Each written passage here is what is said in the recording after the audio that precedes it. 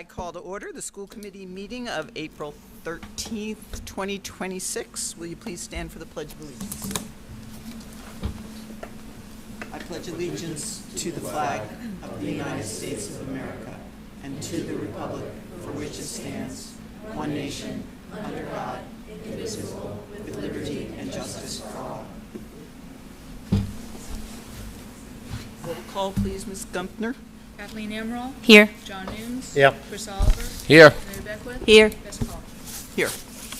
This meeting is being recorded and it will be rebroadcast on DCTV and can be streamed on their YouTube channel at any time. We now open the floor for public comment. We've allowed 10 minutes for that. If anyone would like to speak on any topic on this evening's agenda, please approach the mic and keep your comments to 3 minutes. Thank you.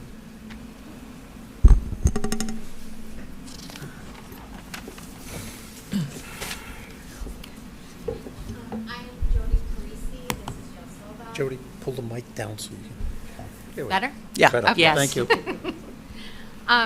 So we are here to express our concerns regarding the reduction in teaching staff, particularly at the elementary level in grades K through 5 over the past few years. Yeah, you can't do it. We understand that declining enrollment has been given as a primary reason for these reductions. While it is true that enrollment has gone down,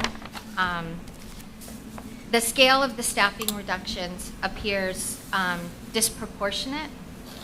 In the 2022-23 school year, enrollment of students in kindergartens through grade 5 was 1,521 students. In 2025-26, enrollment of students in kindergarten through grade 5 stands at 1,466 as of March 1st, a decrease of 55 students. During that same period, however, 9 elementary teaching positions have been eliminated. And with the proposed kindergarten cut, that number will rise to 10. At the same time, average class sizes have steadily increased. 4 years ago, the average class size was 20 students. This rose to 21, and this past year, it reached 22. Of course, those are just averages. As class sizes fluctuate, some are smaller, some are larger. We understand the need to maintain a balanced budget and to be fiscally responsible when working collaboratively with the town. We also recognize the importance of the proposed positions, including additional ESPs, RBTs to help with the increase in dysregulated students, a middle school guidance counselor, and a job coach for the Atlas program. These are all important and very necessary roles. However, something Ms. Coughlin said recently at a school committee meeting continues to resonate. Once you lose ground, it's very hard to make it up. That is exactly how we view these continued reductions in teaching positions. It feels as though we are steadily losing ground. We acknowledge that in this instance, a staff member is not being directly cut due to the loss of this position. But once again, a position is being lost through attrition. Even though it may feel less immediate, the long-term impact is the same. We are gradually reducing staffing levels and support for students. The proposal to cut an additional kindergarten position at Quinn is especially concerning. Cuts at Quinn are complicated because of how classes are structured across grade levels. Some grades have 4 sections, some have 5, some have 6, which already requires annual shifting to balance things out and maintain equity in terms of student support. We're also thinking about what's ahead. With new housing developments in progress, it's likely that enrollment could increase in the coming years. If we continue reducing classroom teaching positions while class sizes grow, we risk creating a gap that will be very difficult to recover from. Rebuilding that capacity in staff and student support will not be easy once it's lost. Given these factors, we strongly encourage taking a different approach. Rather than cutting a position now based on projected kindergarten numbers, it would make more sense to keep the position in place until enrollment is finalized. That would give more flexibility to respond to actual student needs. If kindergarten numbers didn't ultimately need support the need for a 5th kindergarten class, there would be 27 classroom positions to be allocated between 1st and 5th grade at Quinn. This would result in average class sizes of 21, which would be in line with the rest of the district. Please do not vote yes to a budget that eliminates yet another teaching position. Thank you for your time.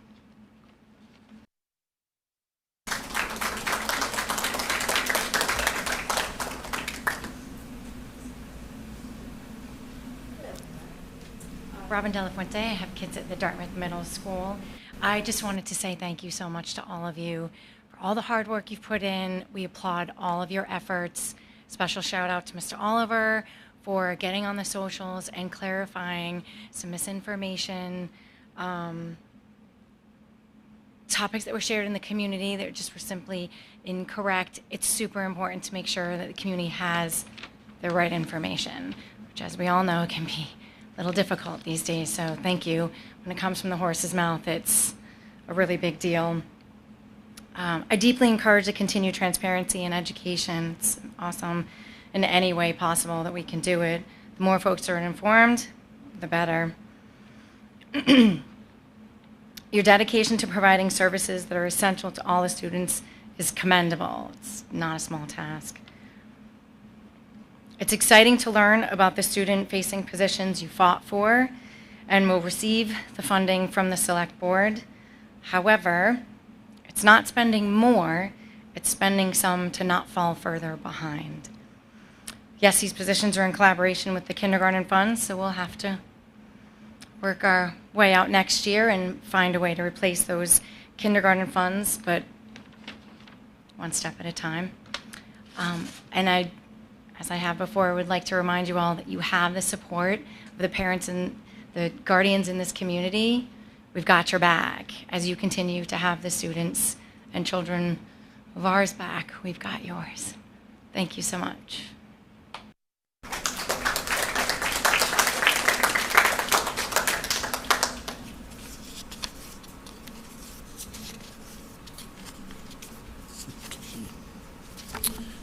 Seeing no one else, let's move on to approval of the minutes. So I'm looking for a motion to approve the regular session minutes of March 23, 2026 and March 31, 2026. So moved. Second. Motion by Ms. Beckwith, second by Mr. Nunes. All in favor? Aye. Any opposed? Unanimously? No. Oh, I'm not opposed. I just have an abstention. If you're taking them together, I was not present for the virtual 11 a.m. meeting, so I guess I will abstain if it's a... sure. That'll make it easy. I shouldn't Yeah. have put them together. That's okay. And I'll do the executive I separately. watched, but I So couldn't make we'll it. call that 4 in favor, one abstention. And now I'm looking for a motion to approve the executive session minutes of March 23rd, 2026. So moved, Madam Chair, with the stipulation they be held until the matter that is complete. Second. Motion by Mr. Nunes, second by Mr. Oliver. All in favor? Aye. Aye. Aye. Any opposed? Unanimously passes. And lastly, motion to approve executive minutes of March 31st, 2026. So moved, Madam Chair, with the stipulation that they be held until the matter for which they were intended is complete. And that's Second. the way it is. So motion by Mr. Nunes, second by Ms. Beckwith. All in favor? Aye. Aye. Any Abstention. opposed? There's an Abstention. extension. There you go. So we have 4 in favor, 1 abstention, no opposition. Terrific. Next up, we have our student representative report from Charlotte Alphonse. Good evening. My name is Charlotte Alphonse. I am here representing the Dartmouth High School Student Advisory Council. I would like to share some recent and upcoming events happening at Dartmouth High School. On April 1st, Dartmouth staff participated in the annual Dartmouth Education Foundation Spelling Bee, which helps raise money to support educational grants throughout the district. Representing Dartmouth High was our team, Permanent Records, made up of Mr. Shea, Mr. Martin, and Ms. Santos, who placed 3rd overall. On March 27th, Dartmouth High also hosted TEDx DHS 2026, with this year's theme, Making Waves for a Better Tomorrow. Student speakers presented in the auditorium throughout the day, and the event was live-streamed on DHS TV Media. Looking ahead, Dartmouth High will hold its 3rd annual Day of Kindness on April 16th during all 3 lunches hosted by the Black Student Union along with 8 additional clubs. This promotes kindness, unity, and respect throughout our school community.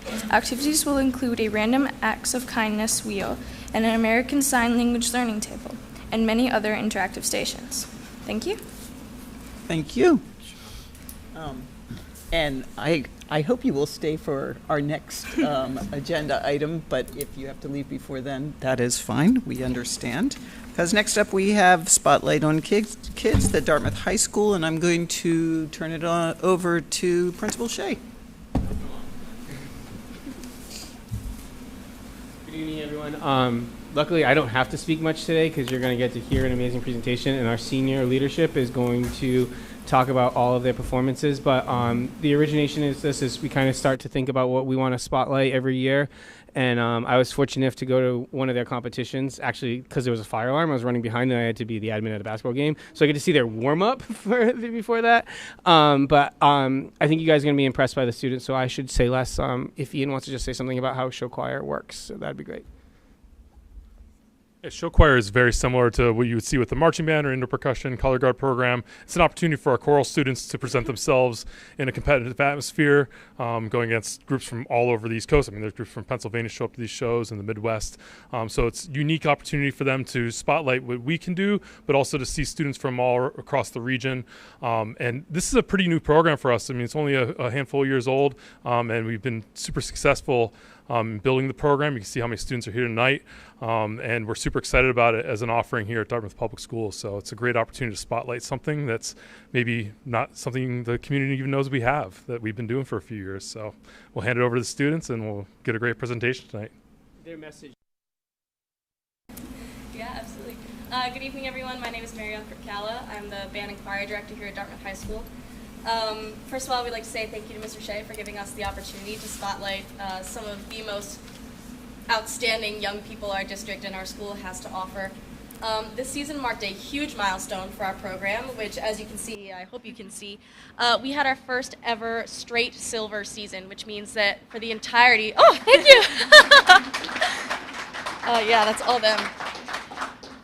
For the entirety of our season, from January until March, right, was our last show, we were performing consistently well above average, what's expected for a high school show choir group. So I'm so incredibly proud of their growth and resilience and teamwork, because I think there was some uncertainty heading into this year, but they rose to the challenge and they've represented our school so well. So it's my pleasure to share a snippet of our show tonight, and we hope you enjoy, and thank you for your continued support. Okay, you ready? Today we present a story for anyone who has ever felt like they didn't quite fit the mold. Inspired by the idea of rejected toys, the show follows a group of misfits that deem themselves unworthy. But as our story unfolds, they've come to realize the qualities they once tried to hide are the things that make them special. Today we celebrate individuality because the truth is you were never broken, you are always enough.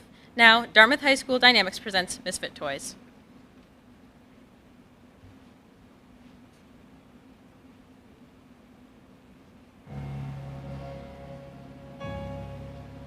The spark of creation. The spark of creation. The spark of creation.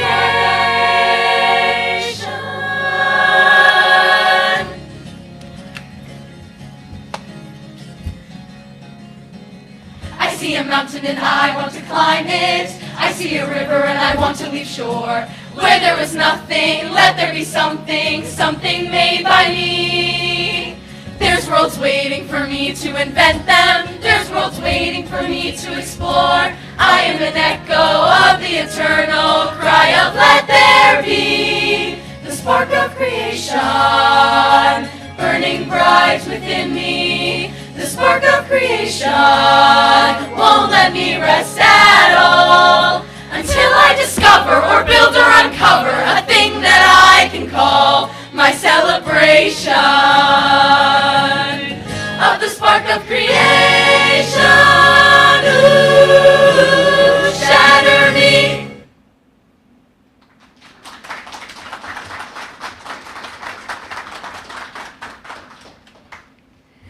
Our next song we will perform will be Beautiful by Christina Aguilera.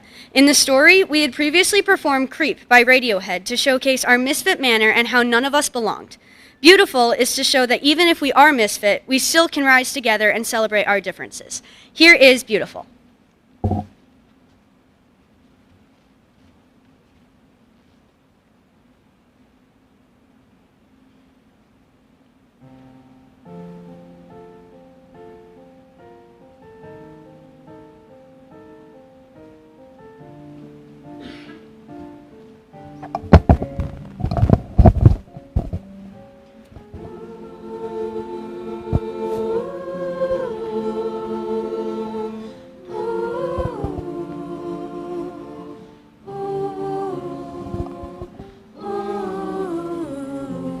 Every day is so wonderful, then suddenly it's hard to breathe. Now and then I get insecure from all the pain. I feel so ashamed. I am beautiful, no matter what they say. Words can't bring me down. And I am beautiful in every single way. Yes, words can't bring me down. Oh, no. So don't you bring me down today.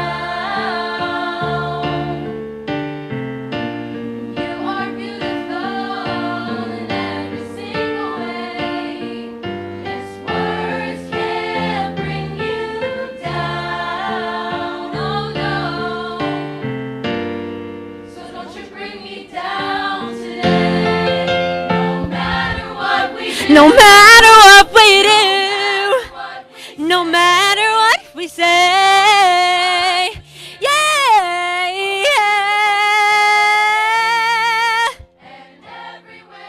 And everywhere we go, the sun will always shine. We are beautiful, no matter what they say. Words won't bring us down. We are beautiful in every single way. Yes, words won't bring us down. So don't you bring me down today.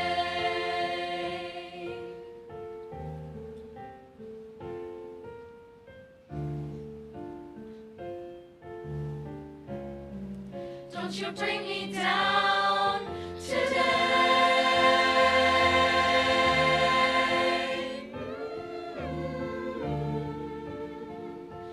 Yeah, don't you bring me down today.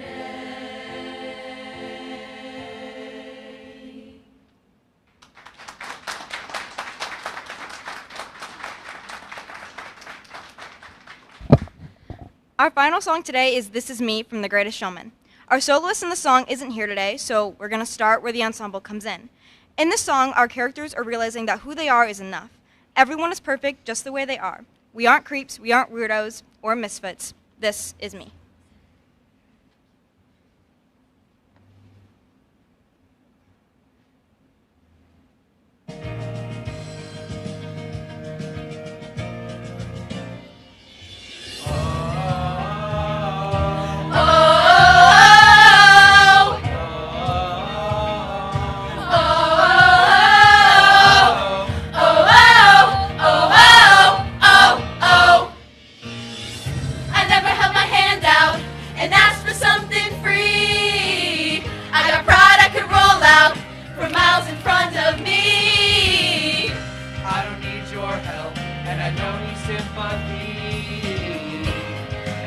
need you to lower the bar for me. Can someone just know me? 'Cause underneath, I'm broken and it's beautiful. The sharpest words wanna cut me down. I'm gonna send a flood, gonna drown 'em out. I am brave, I am bruised, I am who I'm meant to be. This is me, look out, 'cause here I come. And I'm marching on to the beat I drum. I'm not scared to be seen, I make no apologies. This is me. I'm broken and it's beautiful. I'm broken and it's beautiful. Oh, oh, oh, oh, this is me. When the sharpest words wanna cut me down, I'm gonna send a flood, gonna drown 'em out. I am brave, I am bruised, I am who I'm meant to be. This is me, look out, 'cause here I come. Heartbroken is beautiful. Heartbroken is beautiful. I make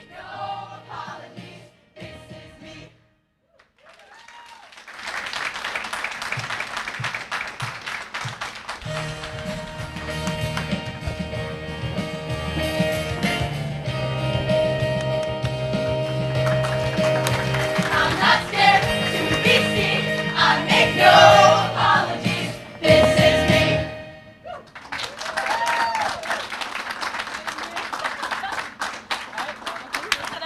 Good job, gang. That was a treat. Thank you. Thank you. Oh, Julie! Hang on! There's one more narration! Guys, go back! Oh, sorry.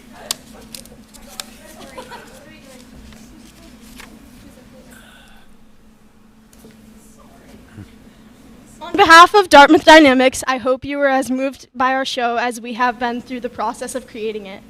Throughout the season, this team has brought home 4 silver medals, making it the first ever full silver season, along with 2 Best Soloist Awards and a Best Storytelling Award. The people behind me have not only given the very best performances they can all season, but have also taken the time to understand the importance of the very lesson that we are preaching. Listen to your heart, because you don't need to fit in to love yourself.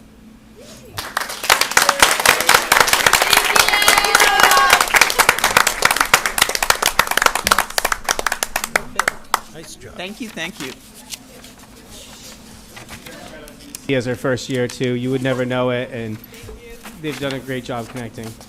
And can I set one record straight, because the student rep is on file? That team that did the spelling bee was not Mike and I's contribution. It was all Miss Santos. Let's be real on that. So she deserves all the credit on that. Thank you, everybody. Thank you, Mr. Shea. Wow. Thanks, Mr. Yes, Shea. thank you very much. All right. And next up, we have a presentation on the curriculum cycle review. Would you like to? Sure. Let's welcome Mrs. Paveo and Dr. Tebow, our Executive Directors of Teaching and Learning, up to share the plan for district-wide mathematics curriculum review. Tough act to follow for sure. But I'll say. Yeah. Okay. Oh, here it is. I knew I had it in here someplace.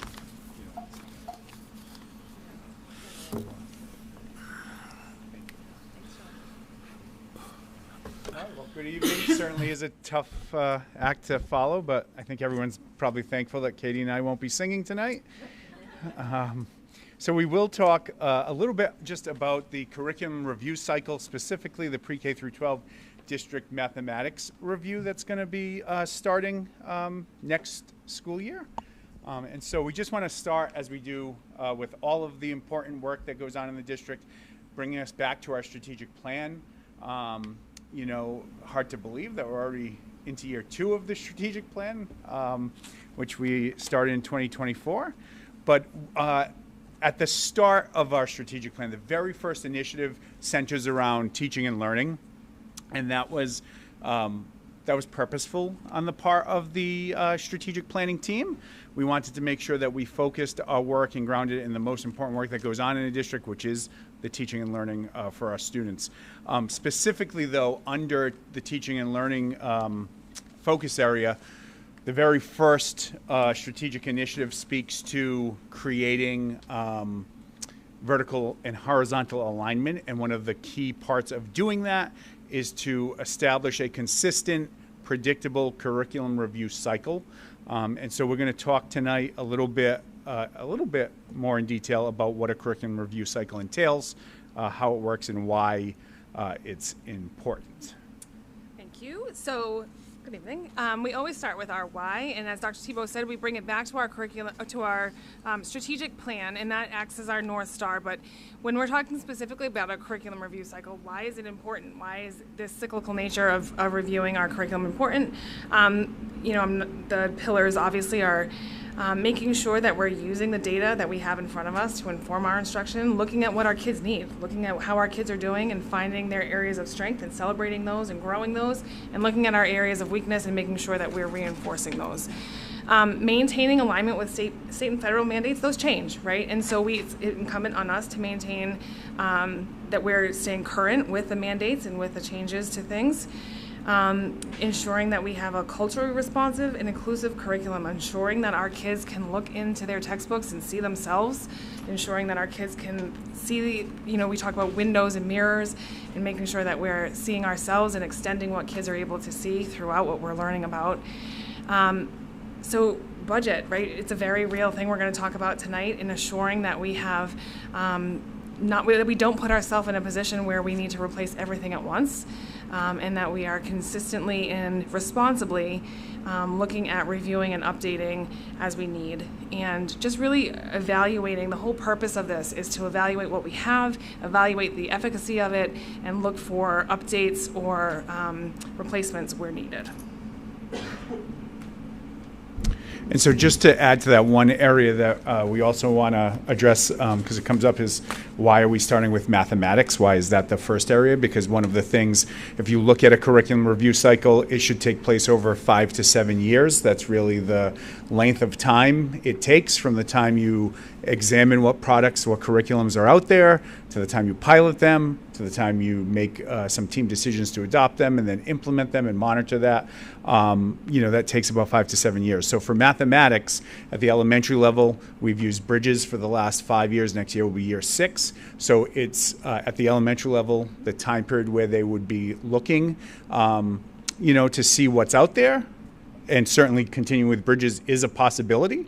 But this is an opportunity for us to really achieve that vertical alignment piece, pre-K through 12, by making sure that we engage, across the district up and down the levels. And so that's why we find ourselves starting with mathematics. But as Katie alluded to as well, it's important that we stagger the different disciplines so that we're not looking to, we don't have the cost of any new programs all in 1 year. So that's kind of the idea there. In terms of that 5 to 7 year cycle, the work is what you see kind of on the screen here. You're always engaged in some phase of curriculum review, whether it is that first phase where you're looking at different programs that are out there, or whether you're piloting, or whether you're implementing it or monitoring it. But one of these phases you're always kind of engaged in over that 5 to 7 year period. And each of the phases is extremely important, right? When we're first looking at what curriculums are out there, it's important that we find a program that's going to work for us, that's going to support our students and our teachers. But throughout that 5 to 7 years, it's important that we're continuously monitoring and making sure that the intended learning outcomes are being achieved. And so that's kind of how that works. The other piece that's important to note, and Katie's going to talk about it in much more detail in a couple of slides here, but there is a defined process that we use in the district. It's outlined in our district curriculum and instructional materials adoption plan, which is on our website for anyone who wants to take a look. But that's all pretty outlined for us, and Katie will speak more to that now.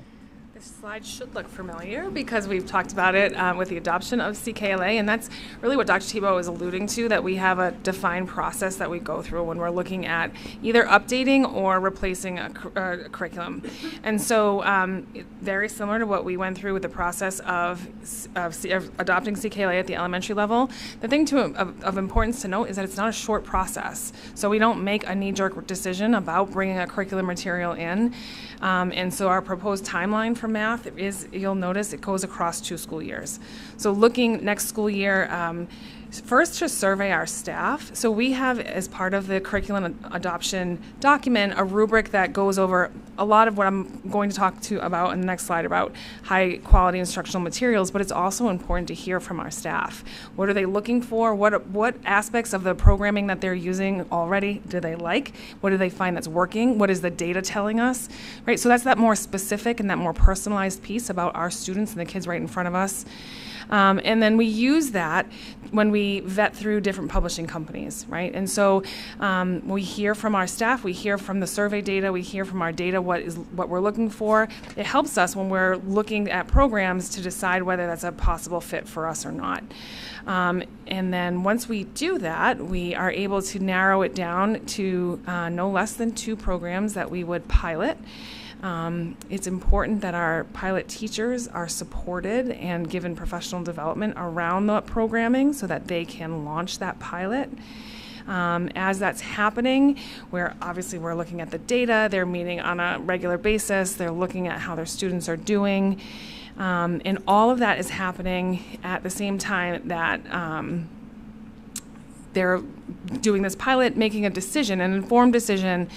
And one of the things that we did with ELA that we've talked about doing again with math is we took that original survey data and we created a rubric to go along with the one that comes in our curriculum adoption. So it's not just around the actual program, it's around did it meet what we identified as our needs. So in that first piece, in making sure, and, in our strategic plan, we talk about honoring the empty seat. So we'll have a finite number of teachers who are piloting, but it's really important to have the voice of all the people who are involved who will be implementing the selected program. So that's where that survey piece really comes in.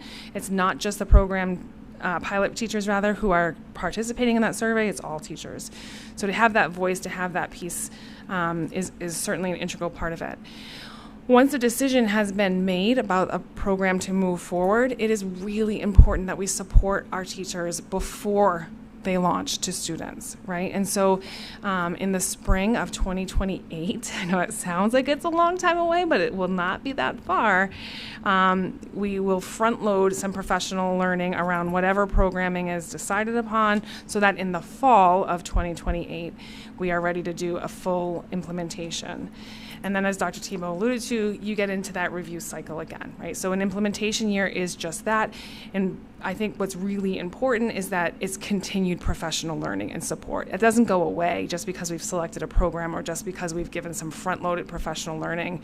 As again, I'll lean into what we've done with CKLA. Our folks from Amplify have been involved all school year, and we will continue to talk about how to best support our folks going forward with years 2 and beyond. And this is just, when we talk about high quality instructional materials, right? Our strategic plan talks about adopting high quality instructional materials. And what does that really mean if you don't work in the education world?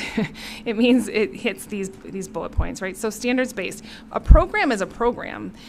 With very few exceptions, programs are not written state specific. So it is important that we look at our state standards and look at the programming that we're bringing in to find places that it's fully aligned, to find places that it's partially aligned, to find places that it may not be aligned, and then what are we going to do to address those gaps. But as much as we can, obviously we would like any program we bring in to be aligned to our standards. And that alignment piece that Dr. Tebow alluded to before, the horizontal alignment obviously across a grade level so that our students are receiving equitable learning experiences regardless of the classroom that they're in, but then that vertical trajectory piece so that our students from pre-K to 12 are on this journey, and that journey is aligned and it makes sense and it builds upon what they've learned in one grade level to the next. Equity is a huge piece. We need to, as we said before, making sure that our kids can see themselves in the things that we put in their hands every day, and that we can also grow their view to the world beyond them. And then our student learning is really only a part of it. Our teacher learning is just as important. So providing that professional learning for our teachers so that they feel equipped to teach with the materials we put in their hand. And then, of course, as we talked about, budgetary, the budgetary piece of it. The other piece that I just want to add on there is that the other reason that a cycle is so important, and I'm going to advocate for my elementary people, is they teach all subject areas, right? And so it is really important that we can't put all new things in the hands of our educators all at one time and expect them to do it well. So making sure that we map that out, making sure that we give them time to learn something new, to implement something new, to work out the kinks, to feel like they're doing a good job. Our teachers want to do the best they can for the kids in front of them every day, and it's really our responsibility to make sure that we're supporting them to be able to do that work and to give them the materials that they need to be able to do that work. So that's it. So if you have any questions for us.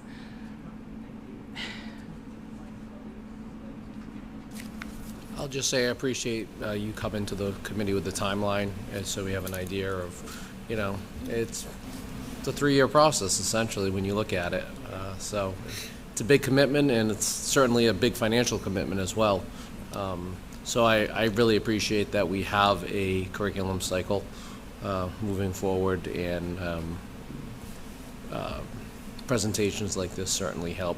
Do you review the key elements of high quality? Do you also take into consideration if they are in curate as to? So that was the one point I was going to add. Was that the primary tools we use in addition to the rubrics that Mrs. Paveo spoke of is Ed Reports, which is a national vetting of the quality of curriculum materials, as well as Curate, which is done by Massachusetts teachers, and obviously the benefit there is that is more aligned to our state standards. But those are the two primary tools that we'll use. Thank you both. Thank you. Thank you. So I just had a question about, so the teachers who pilot, they volunteer. They do. Do you ever have more volunteers than you want? I mean, you could do you ever have all the grades doing pilots, or you just have a certain number of slots, or do you have trouble finding teachers that want to pilot?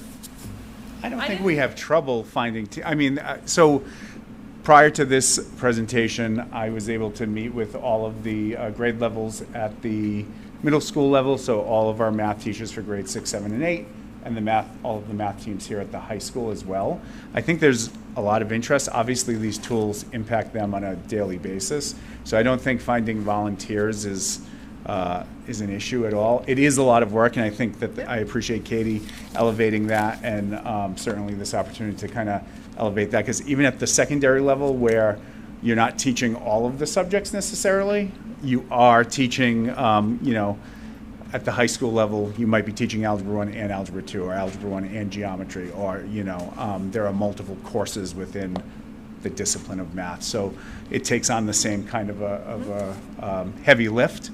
And it's particularly challenging. We're very fortunate in Dartmouth to have a veteran teaching staff, but to implement any new curriculum for veteran teaching staff can be challenging, because it creates that unease of you have a new tool and you're trying to use that for the first time, and that's challenging work. So. I'll say, we have our curriculum teams, and Dr. Thibault has his sort of discipline teams at the high school, and there are curriculum teams at the middle school.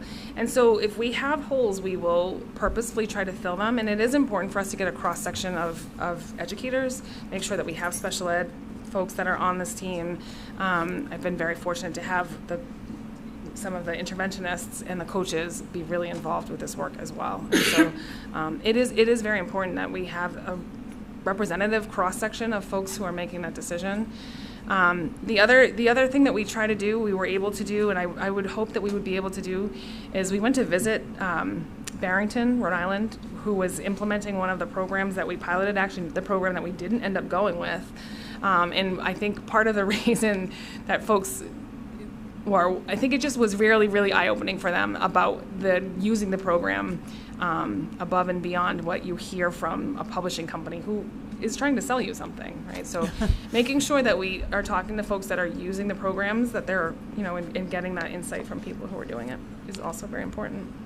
The only other piece I would add to your question, Bess, is, Ms. Coughlin, is that there's genuine excitement or genuine enthusiasm, I think, for the opportunity for our middle and high school folks to also engage with elementary folks around the same curriculum area.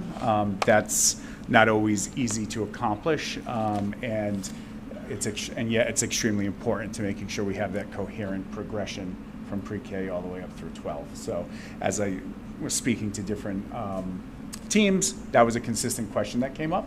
When we're doing this, are we going to be able to be in the same room and on the same teams with our elementary colleagues? Great. Mr. Nunes? Yeah, thank you, Madam Chair.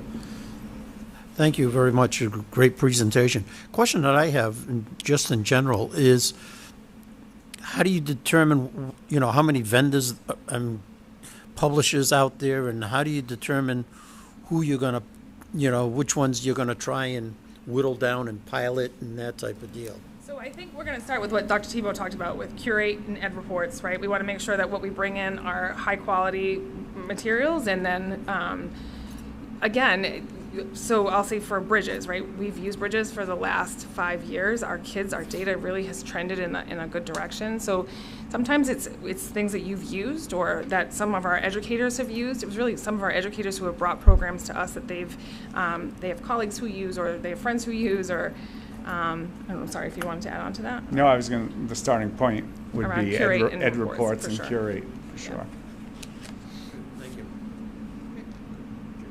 Thank you. Oh, sorry. No, I just want to say thank you, and we'll be very interested to hear as you go through the timeline just to see how it's coming along. So thank you. Thank you. Thank you. Thank you. So next up, we have a couple agendas. First, for the 2026 Summer Sports Camp, which we all got information in our packets. Mr. Kiley, did you want to say anything about it? Or Just, the summer sports camp's a very successful camp that is available to students grades 2 through 9. It's going to run from June 29th to July 31st, 9 to 12 daily. Last year we had 444 participants, so very successful. The fee is remaining the same as it was last year, which is $65 for the 4-day week and $80 for the 5-day week. So we'd like permission to run that camp again. It's, I think, a good bargain. A great bargain. And, yeah, 100%. Jeez, yeah. Yeah. Great. Any questions or discussions on this? Motion to approve? Second. So motion by Mr. Nunes, second by Ms. Beckwith. All in favor? Aye. Aye. Aye. Any opposed? That passes unanimously. And we'll move on to the Dig Green Volleyball Camp, which we did last year. Any comments on that? Or? Similarly, very successful camp. It's a 1-week camp, August 10th through the 14th, 9 a.m. to 3 p.m. It's $200 per player. We maxed out at capacity last year with just over 120 players, and we're going to probably do that again this year. So. Great. Any questions? No. Motion to approve? Second. Okay, motion by Mr. Nunes, second by Mr. Oliver. All in favor? Aye. Aye. Any against? That's another unanimous approval. And then we have SMEC request authorization to lease 1 classroom in the Dartmouth High School and office space, as well as 2 additional classrooms at the Quinn School for the 2026-2027 school year, which is very similar to last year. I don't think there was a change in the price or anything. 3% increase. 3%. Sorry. Yep. Yeah, SMEC Board of Directors voted to approve a 3%. Great. Any questions?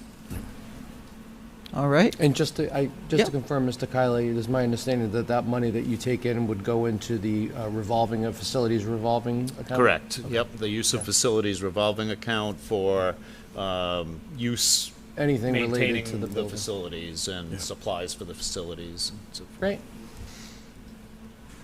Motion to approve? Second. Okay, we have motion by Mr. Nunes, second by Ms. Amaral. All in favor? Aye. Aye. Any opposed? Unanimously passes. And next up, we have our annual organization of the committee. And we are going to have Mr. Kiley take over now for nominations or procedures to reorganize. Sure. So we're seeking tonight nominations for chair of the school committee. Mr. Kiley, I make a motion that we nominate Mary Beckworth as chairman for the Dartmouth School Committee for school balance of school year 26 and 20 into 27. Do we have a second? I'll second that. Okay, Mr. Oliver. Is there any discussion? Does Ms. Beckwith accept? All in favor? I accept. All in favor? Aye. Aye. Yay. I'll turn it over to our new chair. Okay. So I'm just going to take that out and you can put your name there. And I'll be moving. Oh, just move the signs. Just the Run signs, we so stay where fast, we are? fast. Okay. Oh, no.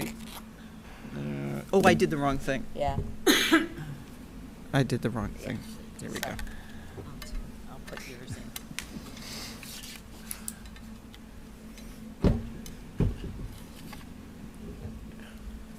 Ma'am, Madam Chair. Awesome responsibility El Kabong. to hold this. Okay. So you are in charge. Floor is yours. Ah. So this is the only one you do, and then I do the rest? That's it. Okay. All that Okay. power is no longer mine. So. Okay, I will seek nominations for vice chair. A motion for vice chair? I nominate Mr. Nunes for vice chair for the 26-27. I accept. And I'll second that. All right. Okay, motion by Ms. Coughlin, second by Mr. Oliver, and Mr. Nunes accepts. Vote. All in favor? Aye. Aye. Opposed? Unanimous? Madam Chair, I guess we both have to start working on speeches. You for the high school and me for the middle school. Yes. Congratulations to you both. Thank you. Congratulations. Forward to it. Okay, now I call for the election of a secretary. Is there a motion? Madam Chair, make a motion that we, even though she's not here, and that's what happens when you're not here, is we nominate Dr. June Saber McGuire as chairman, as secretary to the Dartmouth School Committee. Do I have a second? Second.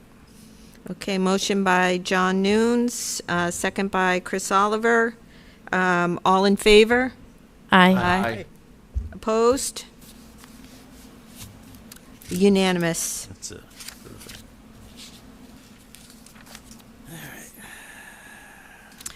And then we have to talk about subcommittees, and we have our assignments, current assignments in our materials. Yep. Does anyone want to make any changes to their committee assignments? Or are folks happy with them as is? I'm happy. I'm good where I am. I'm good. I'm happy where I am. Okay, and I'm okay with where I am. So all committees will remain the same as listed on the attachment we have.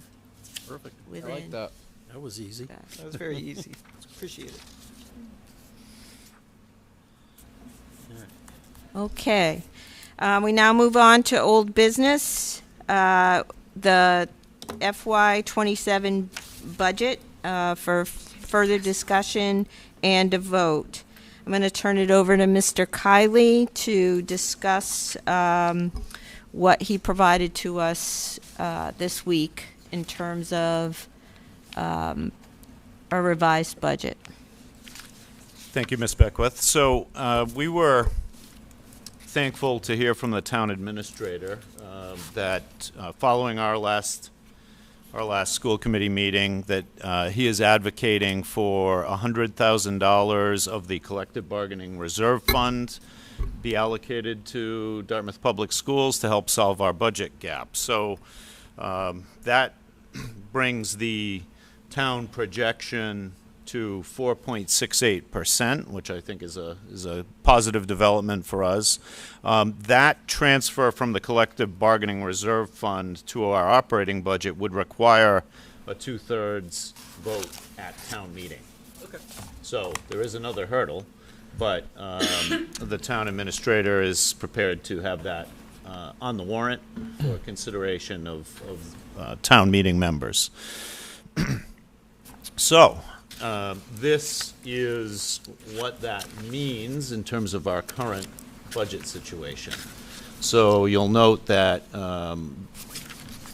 as of our last meeting, our budget request was $58,204,287, a 5% increase.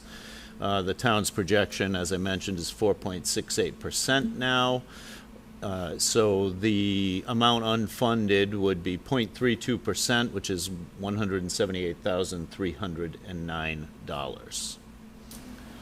We had some discussion at several of our previous meetings regarding how to resolve that, and it had been brought up that we should consider using the kindergarten stabilization fund to bridge that gap. So the kindergarten stabilization fund has about $367,000 in it. So if we were to utilize $178,309 to bridge this gap, we'd have about $190,000 left in the kindergarten stabilization fund.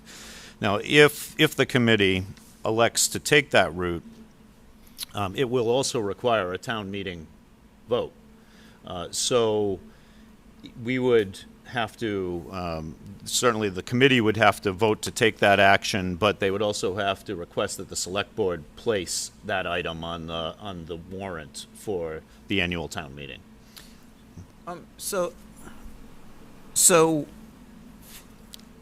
not that we've decided to do it yet, but if we decided to use just $178,309 from the stabilization fund, we would just be asking for that amount to be taken out, and then when in a following year when we needed more, we'd have to ask again. Is that right?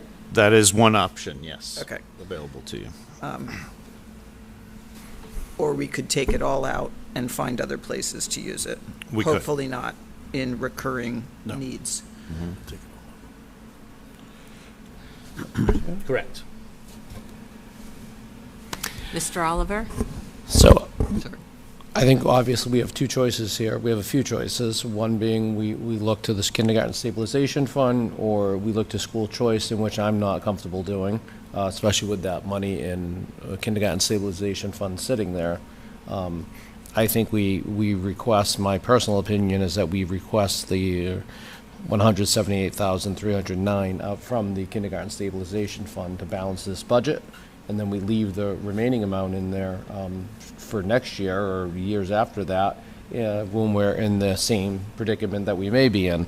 I'm certainly very thankful for, it seems that the work that the central office, Mr. Kiley, the superintendent's doing with working together collaboratively with the town hall and Cody and Gary, it seems to be working out extremely well. I haven't seen this type of collaboration with the town in quite a while, so I'm very thankful for that, and I'm thankful to everyone over on the town side. We certainly working together nicely at this point. So my recommendation, just my humble opinion, would be to take make a motion to take, I'm not making a motion, but the motion would be to take the $178,309 from the kindergarten stabilization fund. Mr. Nunes? Thank you, Madam Chair. Congratulations, by the way. Through you to Mr. Kiley, I might have missed something, but this, at their meeting, not the one that they had with us, but before that, the Board of Selectmen closed the warrant, are they gonna entertain a motion or a request from us to reopen that warrant? Yes, so we inquired with the town administrator. They actually took a vote, and I went back and listened to it because I had seen it initially. And it was to close the warrant to citizens petitions. But yes, they are prepared to Put a consider warrant our article. request. Yes, and they know that it may be on its way. Okay. So. I just, before we do a lot of. Go down this road, yeah. Before we go down this road and all of a sudden, we spend however much time discussing it and feeling really good and the selectmen go, no. I just wanted to make sure that we were in some type of. We do have an understanding that Okay, good. that's part As long of as the we have process. I'm good, and seriously, I thank you and Dr. Saber McGuire and Gary and Cody and everyone for all their help and collaboration in getting this thing hammered out and put together, as well as it can be, type of deal. So, I mean, I kind of still stand by my previous comments, but that's, I'm ready. Let it go. So I'm good. Ms. Amaral? I stand by your previous comments too, John, and I'm not ready to let it go. If I may, we could just speak to, I get this was sort of I appreciate the town, I appreciate the collaboration, and I appreciate your efforts, and I don't have a metaphor story as good as one of our public speakers with the squirrels in the oven. But I've had nightmares about it since I heard it. It was great. At any rate, this represents the student-facing positions is sort of the effort. If you wouldn't mind just reminding me the positions that we're not, the funding that we're not supporting with this modified. Sure.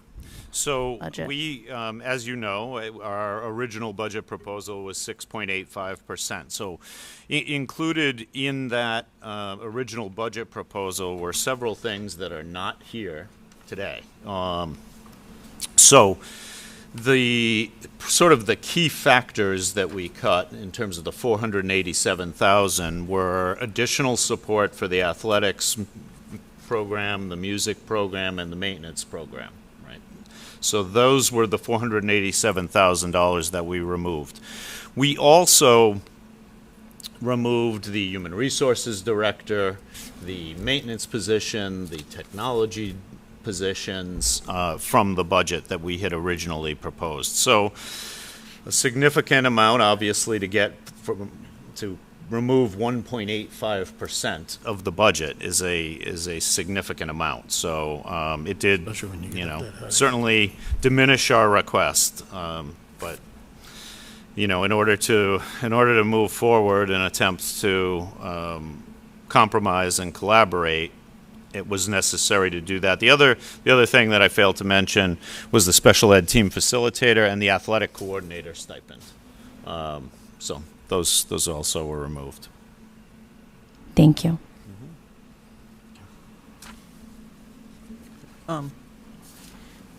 Ms. Coughlin? So I would say we've come a long way, and clearly we're not getting, if we go with a 5% budget increase, we're not getting everything that we wanted, and what we wanted would help us progress, help our students progress. What? You said want. I would just interject need. Need. Well, need. So what I'm saying is definitely if we had stuck with our original budget, we would move forward faster, and our students need to progress.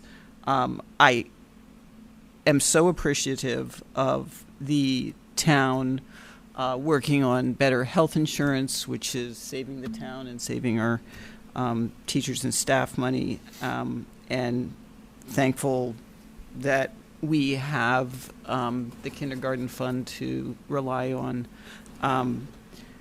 But I just want to say that clearly, even though we might come to some degree agreement about the budget today, is we have some structural deficits, and in the past, every year it seems like we spend not as much as we want.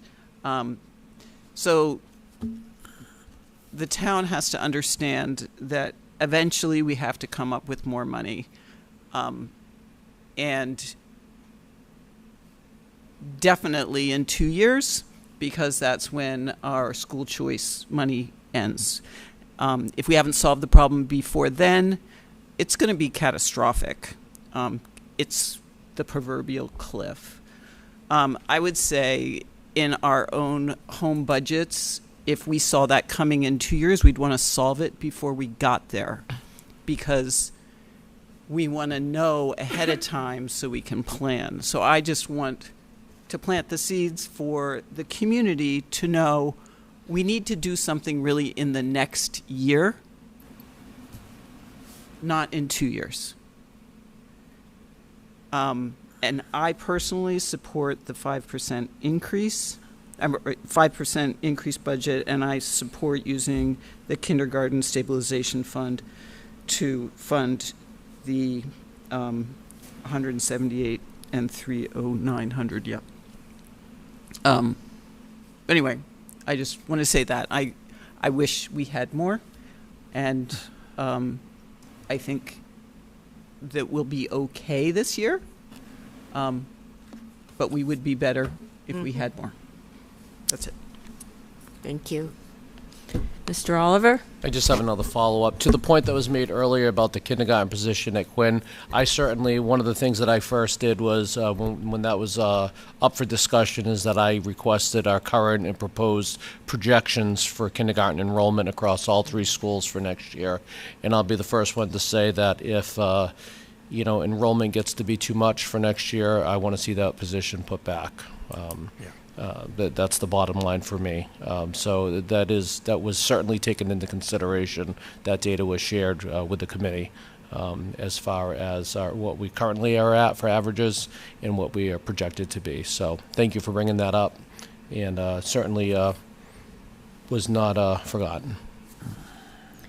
Yeah, and I know that I asked the same question as well and feel exactly the same way as you do, Mr. Oliver. So I imagine everybody does. Any more discussion? Mr. Nunes? No, somebody want a motion on some money? No, there is the motion sheet. No, I'm not talking about that one. Oh. I think Yeah. we need 2 motions. One is for this proposed... 3 motions. 3 motions? Yeah. This proposed kindergarten stabilization and... No, to separate Potter School out from... Oh, okay. Yes. All right. So I could make a motion to approve the FY27 budget appropriation for Potter School classroom teachers in the amount of $2,190,357. Second. Motion by Ms. Coughlin to approve the Potter School budget. Second by Mr. Nunes. All in favor? Aye. Aye. Opposed? I will abstain. And 1 abstention. So 4 in favor, 1 abstention. Madam Chair, make a motion to approve the FY27 budget appropriation for the total budget, excluding the item voted individually in the previous motion, in the amount of $56,013,930. Second. Motion by Mr. Nunes to approve the entire budget as proposed, and seconded by Ms. Coughlin. All in favor? Aye. Aye. Opposed? Ms. Amaral? So 4 in favor, 1 opposed. Been there, done that.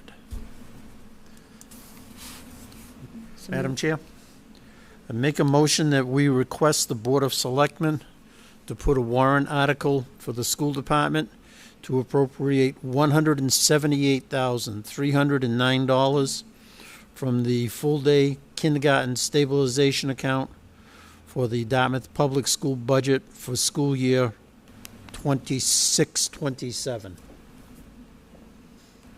Do we have a second? Second.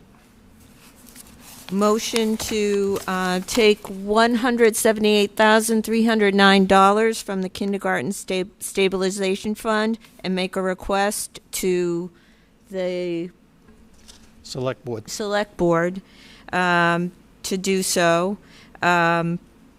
Seconded by Mr. Oliver. All in favor? Aye. Aye. Aye. Unanimous? Good job. Thank you all for your support. I appreciate For a it. job well done. Yeah. Yeah. Thank you. Thank you for your hard work on this, Mr. Kiley.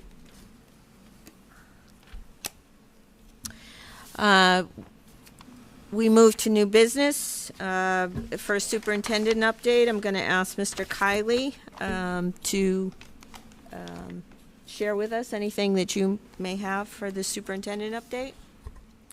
Thank you, Ms. Beckwith. So we have a few things. MCAS testing is happening at all levels. ELA MCAS will be wrapped up this week. We are participating in the biliteracy online testing for high school students now.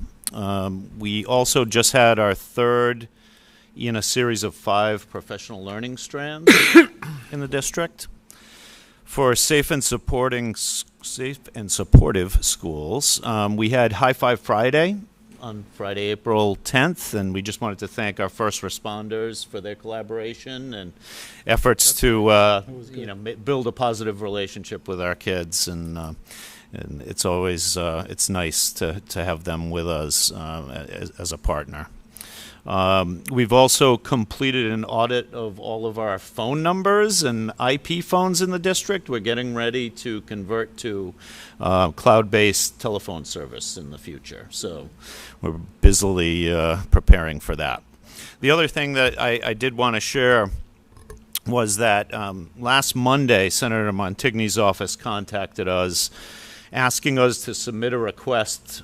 So we got the message at 9:30 in the morning, and we had to submit a request by 1:30 in the afternoon on Monday to submit something for the State Senate's supplemental budget bill, which this is the first time that I've had that type of request. So it was great. They're utilizing the Fair Share Amendment millionaires tax funds on transportation and education, so they're using the supplemental budget bill to do so. He had requested $200,000 of requests from Dartmouth, so we submitted the school bus replacement and athletic and music equipment to Senator Montigny's office. We received word from the senator that it was included in the budget, the state supplemental budget bill, and actually he amended it to be $270,000, and the Senate voted to approve the amendment on Thursday. So that's great. We'll have to see what happens with the rest of the legislative process, but the bus is about $150,000. That would leave about $120,000 for athletic and music equipment, things that we had on our capital improvement plan. So we're incredibly grateful to be included in part of that process, and hopefully we actually see that funding in the final version of the state budget. So the only other thing in terms of budget and capital improvements that I wanted to mention is that we had received unanimous support by the Select Board to submit the statement of interest for the Dartmouth Middle School to the Mass School Building Authority, and we have done so. Everything's submitted. They had an April 17th deadline, so we arranged everything, and we're in the queue now. So we'll find out more as time goes by as to our chances in participation. That's it for my report. Any questions for Mr. Kiley? Okay. Thank you, Mr. Kiley. Thank you. And next is report of the chair. And since I didn't know I would be chair, I do have no report prepared other than to thank you for your confidence in me, or just your thankfulness that I would do it, so none of you have to step up. I know I'm the last one to do it, so I'm ready and hopefully able. So I want to say that our next meeting, regular meeting of the school committee, is scheduled for Monday, May 4th at 6 p.m. right here in the Dartmouth High School Library Media Center. Next, I'm looking for a motion to adjourn into executive session to conduct a grievance hearing pursuant to the collective bargaining agreement between the Dartmouth School Committee and the Dartmouth Educators Association, and then not to reconvene this evening. So moved. Second. Motion by Mr. Noon, second by Ms. Coughlin. And can we get a roll call? Kathleen Amaral? Yes. John Nunes? Yes. Chris Oliver? Yes. Jess Coughlin? Yes. Mary Beckwith? Yes. I call this meeting adjourned. Great job. Good job. Thank you. Good job.